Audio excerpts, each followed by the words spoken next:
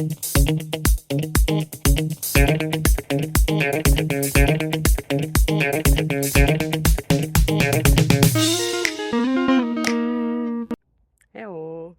So today is sports day, so it's time to do something for us, for our body, and of course for our mind. So how about this next question?